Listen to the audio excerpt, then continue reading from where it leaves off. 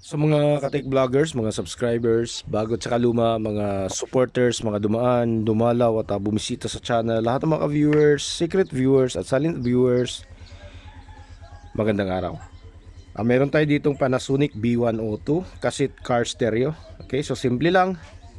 Ano lang talaga siya, cassette lang, walang radio, walang kung ano-ano, vintage. Okay, walang USB, kasi nga vintage, walang SD card, walang Bluetooth. Ang meron lang niya, amplifier.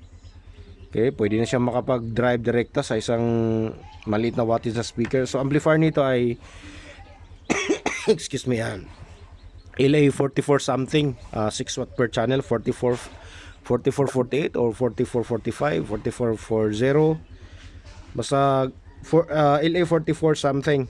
Okay, LA444 something ang kanyang numero, 6 watt per channel. Ang complaint nito ay minsan nagpi-play, minsan ayaw. Tapos kapag nagpi-play naman siya, maingay yung kabila kapag nagre-reverse na. Ang ginawa natin, nilinis lang natin, tapos nagpalit tayo ng guma. Okay, nilinis natin yung capstan, dalawang capstan, auto reverse tong mechanism na to.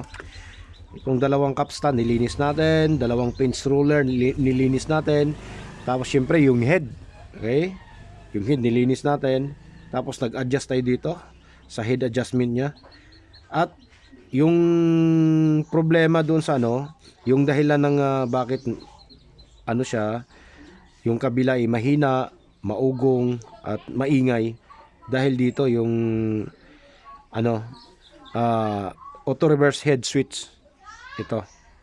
So madalas ito yung nangyayari dahil nga ito yung dahilan, dahil nga sa katagalan niya nag-uumi sa loob.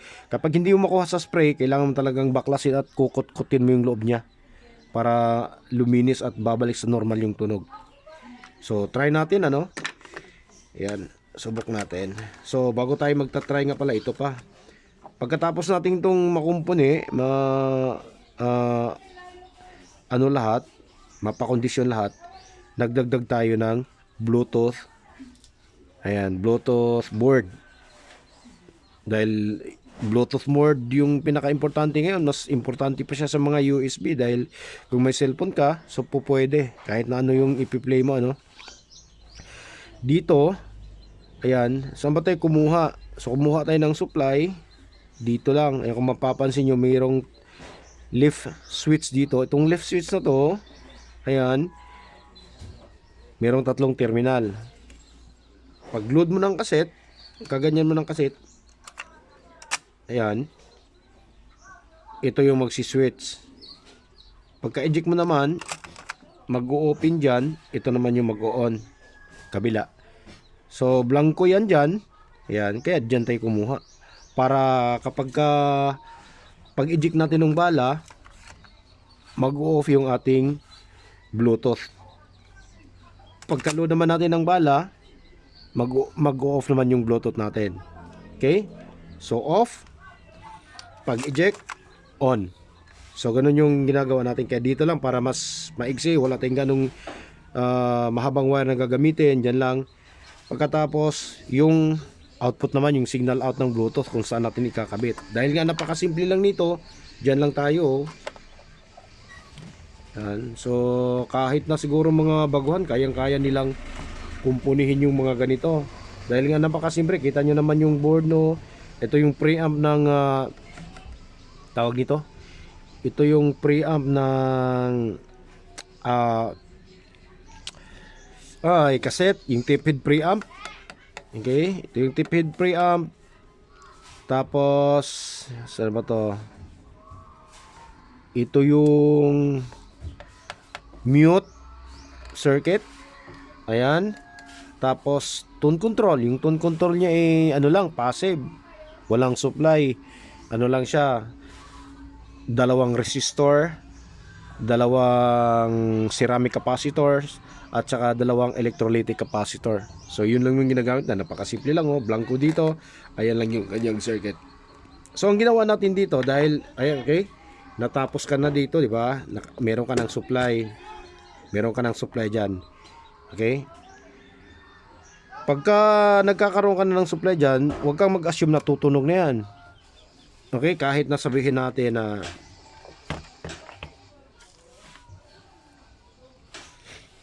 natap mo na yung ano, natap mo na yung tawag nito, natap mo na dito sa input yung Bluetooth audio out. Huwag kang huwag kang mag-expect na meron na. So hindi pa. Kasi itong BCC dito, tsaka yung supplies amplifier, mag-u-on lang yan kapag niloload mo yung cassette. Okay? Kapag iniject mo yan, mawawala yung supply dito, tsaka yung supplies amplifier. So saan ba nanggagaling yan? So nanggagaling yan dito, itong relay na to. Itong relay na yan, diyan galing yung kanyang supply papunta dito. Okay? So isa din sa mga babantayan natin, okay? Isa sa mga babantayan natin yung marka na BCC. Kasi minsan kapag pareho yung marka, lalo na sa mga bago ngayon, yung mga circuit na mga bago BCC pareho lang yan. Okay? Tapos lalo na ganito, wala naman tayong nakikitang mga regulator. Magsukat ka muna. Sukatin mo muna bago ka magputol.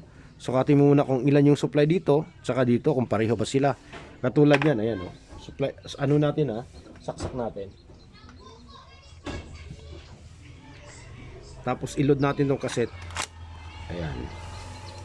Pakita natin sa inyo. Ito yung supply. Okay? Dahil nga yung ginagamit natin ay a transformer. So 15 volts yung pumasok dito. Hanggang dito yan. Ayan Ito yung relay. Mula dito sa input niya, papunta sa yung filter niya, sa noise filter, papunta dito sa relay. Ito yung input ng relay. Tapos ayan. Pagka ito naka-short lang to isa lang yung totally close to itong dalawa na yan. Ayan okay? Pareho yan. Tapos tatlo pareho. Pagka-eject mo nito, pagka-eject mo niyan, wala na yung supply diyan. Ayan wala na, ang supply nandito lang. Ayan. Okay? So ibig sabihin, kahit na nakatap ka na doon sa nakatap ka na doon sa tinatawag na supply mo doon sa yung Bluetooth, hindi ka pa rin magkakaroon ng tunog dahil pag eject mo ng bala, mawawala yung supply dito. Na nagsusupply dito sa tip head preamp tsaka dito sa amplifier mismo. Nawawala. So kung gagawin mo dyan, kukuha ka ng B+. So huwag kang kumuha dito sa input. Dito ka kumuha sa may bandang relay kasi na output na yan ng mas maganda kapag dumaan sa tinatawag niya na noise filter. Okay, so after sa noise filter, papasok sa relay. So dito tayo kumuha sa output ng noise filter. Ayan. Dito sa kabila tayo kumuha. Ayan can see. Okay? Tapos nagputol tayo dyan. Bakit tayo nagputol? Kasi kapag hindi natin pinutol yan, okay, nagja-jump tayo, kumukuha tayo dyan, hindi tayo wala namang supply kasing papasok dyan. Ito yung dumadalo dito, mula dito yan yan. Inulit ko lang inulit ko lang. Mula dito. Kaya pagka eject mo ng bala, mawawala yung supply dito. So wala ka ng supply sa preamp, wala ka ng supply dito. So hindi tutunog yun. So ngayon, dahil nga naka-eject na at wala nang dumadali dito, kaya kumuha tayo ng supply na permanente para sa amplifier tsaka sa preamp. Bakit tayo bakit tayo nagja-jump mula dito papunta dito? Bakit hindi tayo nagja-jump direkta? Ayan ayan yung BCC niya Ayan, yung BCC papunta dito, patawid diyan papunta doon. Okay, bakit hindi? Kasi kapag inano kasi natin yan, ayan sukatin natin ayan yan pa. Kapag hindi natin pinutol yan dito, ang mangyayari, tutunog yung Bluetooth mo, gumagana naman yung mekanismo nito. So tumatakbo yung motor kahit na hindi ka naglo-load ng bala. Kaya pinutol natin dito para ma-disable yung sa motor. Tapos kumuha tayo, ayan yung sa motor, ayan ayun dito, ayan Okay, wala. Pero dito meron na tayo. Ito, papakita naman natin yung supply ng BCC dito sa preamp. Ito yung original na supply natin dito. 15 yan eh. Ayan. Okay, 15. Ayan, kalawang na yung ano.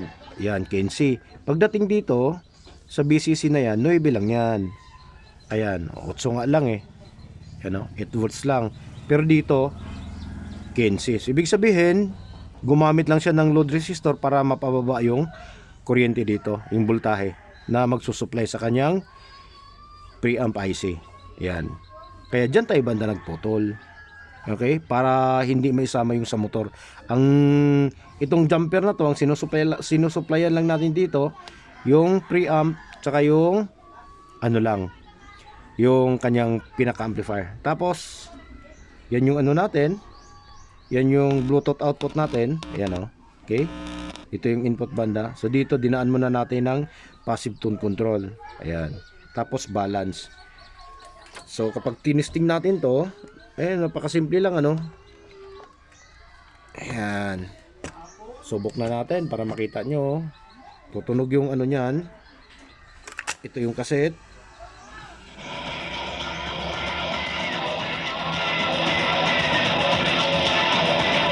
Okay? Tapos, pag eject mo nyan, ayan, gagana yung Bluetooth natin. Tapos, pag play ng Bluetooth natin, ayan na siya. Welcome to DJ Bass Nation Situbondo.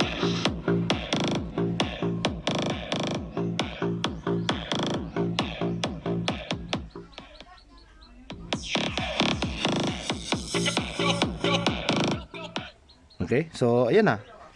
Yan lang yung ginawa natin. Kaya kapag nakaka-encounter kayo ng mga ganito, lalo na sa mga bago, huwag nyong tanggihan dahil kung makita yung modelo niya, napakasimple lang nito. Napakasimple, napakadaling i-modify. Hindi ka abuti ng isang araw pagkabit ng mga wire.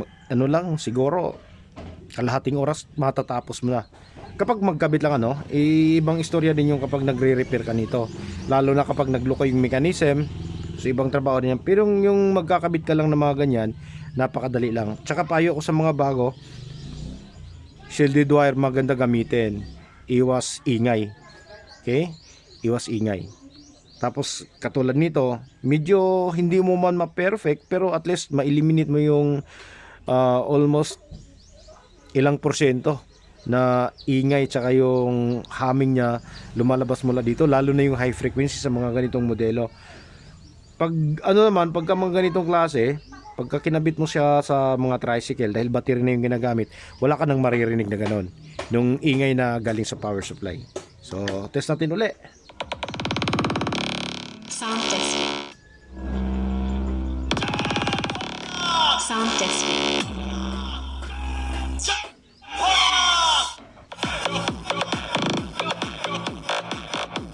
Okay? So ayos na siya. Ayan na. So ganun lang yung gagawin natin kapag may mga customer kayo na gustong magpakabit ng mga Bluetooth. Ayan. Tapos mga ganitong klase. Ayan. Tignan nyo ng maigi. Simpleng-simple lang. Okay? At sa susunod naman ng mga video natin, dito pa, mayroon pa tayong isang i-restore.